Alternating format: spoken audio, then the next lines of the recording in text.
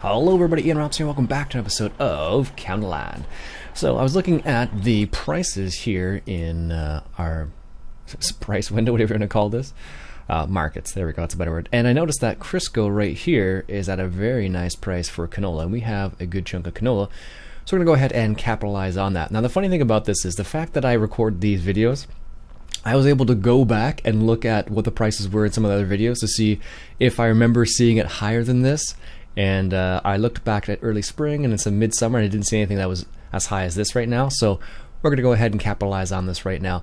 Now, in real life, I don't think it doesn't make sense that this would be the price for canola at this time in the autumn because people would have harvested already. So I don't know. Maybe it's just because this is like the tail end of the season. I don't know. I don't care as long as we get the cash associated with that. So I'm going to go ahead and tag that so I know where it is. Where is it on the map? Okay, perfect. So I got the semi over here. It's currently just warming up, so to speak. I'm going to fill up with a load of canola here, and at the same time I will upgrade. At the same time I will record a course. There we go. But I want let's grab this guy right here.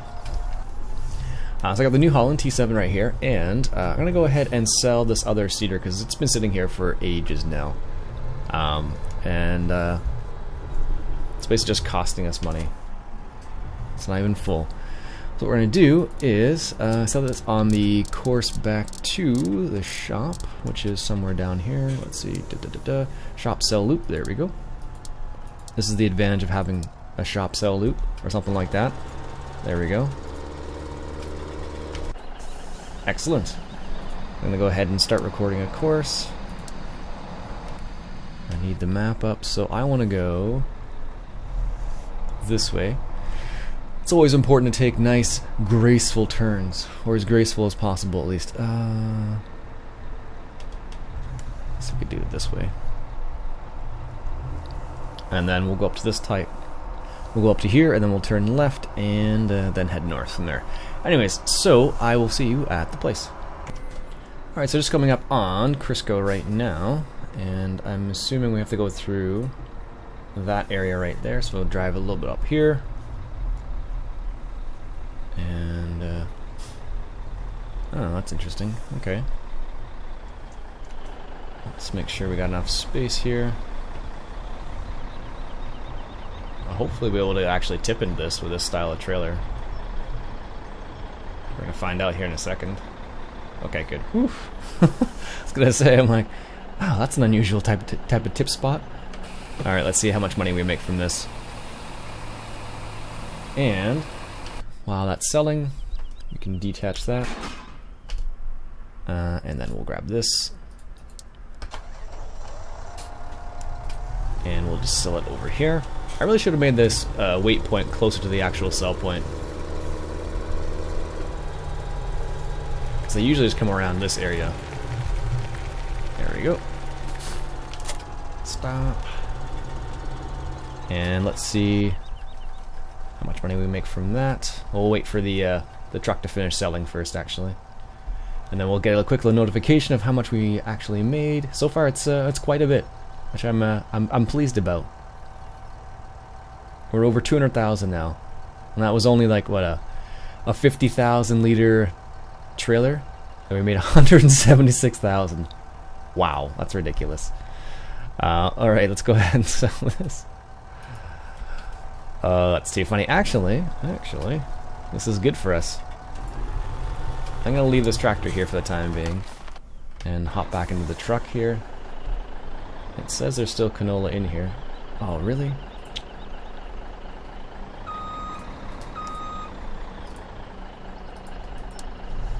I don't like this tip spot.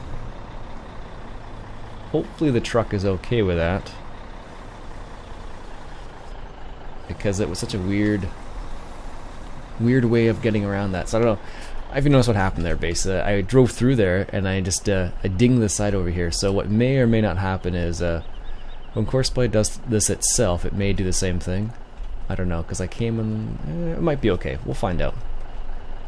Anyways, I'll head back to the main yard now. Also, as a quick little note, this little town in here is pretty neat. I don't come through here very often for any particular reason, but it's whoever made the map. I don't remember the map author's name off the top of my head, but they did a great job on this little town here. You really get a feeling of it's actually a town and all that. Like, sometimes you go into a town, it doesn't feel like there's anybody there sort of thing. This feels like a nice, good town, so it's excellent. Alright, just got back to the main farm there, saved the course and everything, and let's check to see what the price is. The price is still good. I might sell another load. It's gone down by 200, but that's still pretty good. So let's go ahead and set it up for here. We don't want it as wheat, we want it as not snow. Apparently you can sell snow. That'd be funny if there actually was a place that bought snow. Let's see here. We want canola. Getting everything else but canola. Red currants. Oh my goodness. This is what happens when you add all these extra placeables. You get like a bazillion other things you can sell. There we go. Sheesh. We'll do just one. See how this works. So this should technically... So the reason why I did it like I set it up like this is, so see how I stopped the stop point way over there and the start point's way over here? So CoursePlay will automatically detect where this pipe is, and it'll adjust itself. So you don't actually need to start the course underneath the pipe. So it's one of the benefits of it. So one of the things I learned not too long ago, actually. So anyways, let's see how much money we make from the second run here, and then maybe we'll buy some new toys. Alright, just coming to the sell point now. Let's see if CoursePlay doesn't mess it up. Oh, that turns awfully close. Let's see how it does this. Oh, looks like it's gonna be okay. That's pretty close though. Looks like it's... The waypoint's kind of weird way, but it looks like it's okay, so... Anyways, let's see how much money we make from this. Last time we made $176,000. The price dropped by $200 per 1,000 liters, so we probably will make, obviously, less. How much less? That's a different question altogether, so... We're gonna see here in a moment. Alright, we're down to the last 5,000 liters. Let's see what the final tally is. Probably like $166,000. Nice. Excellent. So let's head back to this guy right here. So having said that, now we can actually purchase a new cedar. We could probably get a new field too. That's also an option as well. I don't think we have enough money to buy any fields, to be honest with you. The next field, that would be a good idea. Maybe 18 wouldn't be bad, I guess. I don't think we have enough money for 18 though. Well, we actually do. We could buy 18. New cedar or new field.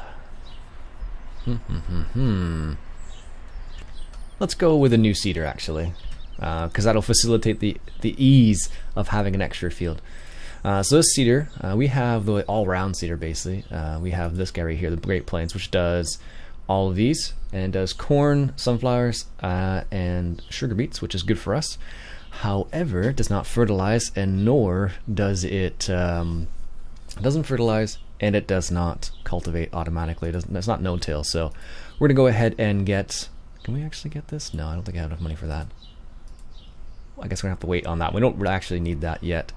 So we're gonna go to this, which is, oh, that's 18 meters as well. Oh, it's the same size. I guess I can use all the same courses then. Huh.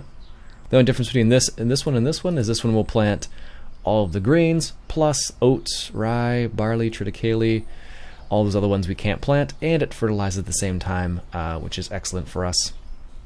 And our tractor, our big bud, we don't have any big buds, our case Steiger would be fine for this one, so let's go ahead and get this. Purchase, yes. There we go. And you see why I left the other tractor there, eh?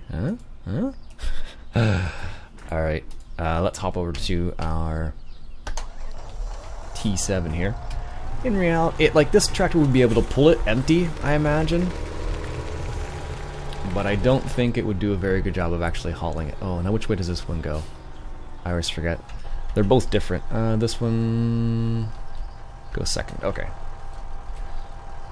I have to double check because the Seed Hawk goes the opposite opposite way, which always throws me off. Apparently, you can pull this cart behind the. You can pull it behind the other or that, I guess you can do it the other way around. You can put this one first, and then you can apparently put the Great Plains behind it, so people have told me. I've not tried that though, personally. If you've tried that and it actually fertilizes, leave a comment below. I'll be kind of curious to see that. Alright, let's get this hooked up here. Again, we're just transporting it back. There we go. Let's get that hooked up. That was a terrible turn. Let's straighten it out a little bit here. Let's see how much we've messed up the canola price. There we go. I imagine it's pretty rough now. 3,000. Yeah, it's gone down to 400. I think we'll hold off for another for a third load because we made 166, 176, 766. If we were to do it now, we would make, let's see, 10,000, 156. I think would be the amount, which isn't bad still, honestly. So this is the new cedar. This is from the Big Bud pack. If you're wondering where it came from, honestly, I'm really happy. The Big Bud pack is probably one of my favorite packs for like bigger American style maps because it does offer you the capability of using like big air cedars like this, which is really nice. So the Hatzenbichler, however you're supposed to say that, Austrian Agro Technique. Well, I don't know if this is even in North America, to be honest with you, but it's what we got for the time being. I know there's Seahawks are in North America. Apparently they're affiliated with Vaderstadt, and Seahawk is primarily out west in Canada because they have the space for it. In Ontario, where I live, you don't see huge air cedar combinations like that. You tend to only see that, you might maybe in some areas, but I have not seen many air cedars in my neck of the woods at least. You tend to see more the 18-row planters. You see some of that. Not quite that big. I think a bit smaller than that, to be honest with you. So, like I said, this will plant wheat, barley, canola, soybeans, oilseed radish, grass. That's oats, rye. I think that one's triticale, and spelt. I think. No, that one's triticale. So here's the ones, the extra ones that we haven't planted yet. Anyways, let me take this back to the farm. Alright, so I was just looking for a place to store this, and I realized like this is something you can't really back up. Well, you have to separate it and back it up, and I don't like doing that. So I'm just gonna put a little shelter down here. I'm gonna put it in the behind these. Oh, I forgot the name of these things is now. It's a really random name too. I'm gonna put this right behind here. I'm gonna make it so we have, yeah, something like that. There we go. Let's go take a quick peek at that to make sure it is satisfactory. That's always a trouble with placeables. This one's not too bad to place, at least, because of the style, of it. But some of the other ones are a lot worse. Like this one does a pretty good job. Like as you can see, like even though it's not even, you can tell that. So that's a little bit hot, a little bit lower, and then the concrete gets higher and higher back here. But it's still even all out, or like it actually looks like it's attached to the ground, which is good. And this one obviously is right in the ground. Now, if only all placeables were that good at doing that. So that's one by Black Sheep Modding, strangely enough. So anyways, let's go ahead and grab this and store it over there. Like I said, I like to just do a drive-through style, so that's the reason why I picked that one up instead of something else. So that's just me. And this also means I can put I can finally put the cultivator away as well, because it was just sitting there. I was looking for a smaller style barn like this, but I didn't find anything easily. I didn't feel like going and searching for ages trying to find something, so this was a nice alternative. All right, is this gonna fit? This is okay. Whew. It's pretty close though. All right, there we go. That'll be for spring. And then we can grab the other guy over here, the cultivator. Probably should wash it first, actually. It's funny, I was looking at it and I'm like, that definitely has not been washed. That looks horrendous. We don't need it this time, but we will need it in the spring. Obviously for some spring tillage and whatnot. But for now, we'll just wash it and put it away. There we go. Let's back up over here. Technically, I could make the ground. I could make a little pathway over to that area. Maybe we'll do that actually. Let's wash this up real quick. I do like this cultivator. It's neat. The Flexicoil, I like the Flexicoil better because it's bigger, I guess. But this one has a really neat animation to it. There we go. Let's give this a quick little wash. The Bednar. Washing this in real life would be just horrible. Magically, it's all clean. Almost.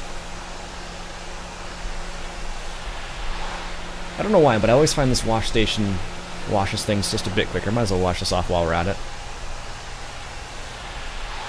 Get the tires. Da-da-da-da-da.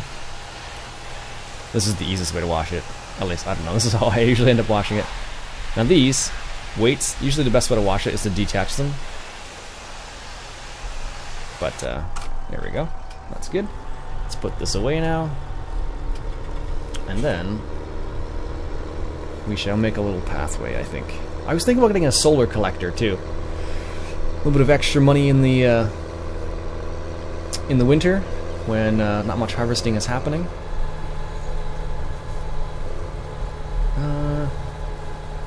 Looks like I'd be able to make a pathway all the way over here. Yeah, I should be able to do most of the path actually. There we go. Now we have a nice little spot for it. Excellent. So let me get the path set up here. Alright, so I'm ready to go here. I'm just going to do a little pathway over to our new area. And if you're wondering how I'm doing this, this is done with the... Oh, let's change the texture. I bet you the grass is going to grow right back after. Anyways, we'll do it anyways. We'll see what happens. So this is done with the ground modification. I've never really haven't messed with this much, to be honest with you. But I think, yeah, I like the idea. Remove grass? Yes. Actually, I would like to remove the grass. There we go. That would make more sense.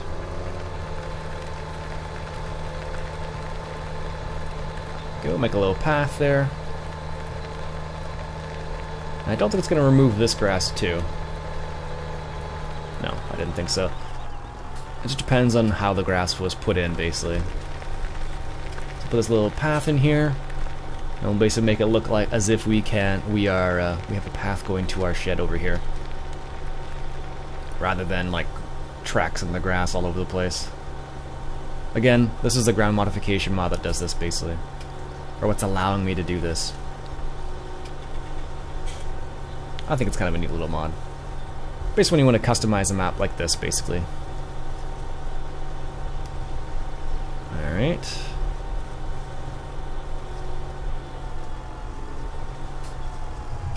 And there you go. That's all you need to use is the roller, basically.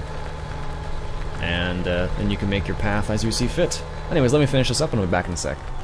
Also, if you don't like what you've done, you can always go back to the original texture. You can cycle through them, and one of them is to go back to the original texture, so you don't like the path that you've made. So if you messed up and you don't like it, just switch it. It's pretty easy to do. But that's a little tip there. This is just a regular roller. This is like nothing fancy with this roller. Just the mod itself that I did, that I used was called the ground modification mod. So what I'll probably do here is see how I've messed up the road here a little bit. I'm not sure what they used here. I can't tell. But what I'm going to do is just return it to its original glory. I'm going to make this into a little bit of a path as if I've driven in here a few times. Like so. There we go. Alright, so there's the path in total. As you can see, I can't get rid of this grass right here unless I go in the Giants editor. It's a foliage layer, I believe, so I can't get rid of it. I can't, even if I cultivate it, it doesn't do anything, so. But here's the path coming up over here. So as you can see, this is where I put the placeable because that grass would just get eliminated as I put it down. So here's the path that comes up around here. And I connected it on the other side, so there you go. I could technically probably change all of this too to something else. But I think I'll leave it for the time being.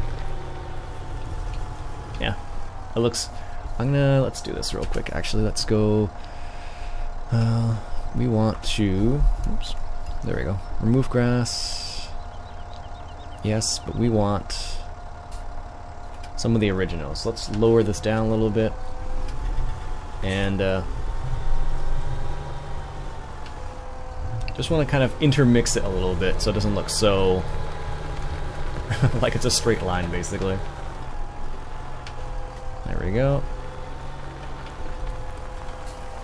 There, that looks a bit better, so it's kind of like not a straight line, it's like a messed up line. So there you go, that's how you can do it with the ground modification mod. That's on the mod hub if you're curious. But that's how I did it. So now we have a little path going from there around here, so it seems like that's where it's supposed to be. Although I can't get rid of this grass, as I mentioned, so that's fine. I'm not too worried about it. If I really wanted to get rid of it, I would have to go into Giants Editor and remove it, as far as I know. I don't think there's any other way to actually get rid of it. So, cool. There you go. Let me put these vehicles back, and I think, yeah, I think we'll close it up there for the time being. Anyways, folks, that'll be it for me for today. Hope you enjoyed. If you did, why don't you go ahead and hit that subscribe button for some more Counterland. I'll catch you guys later.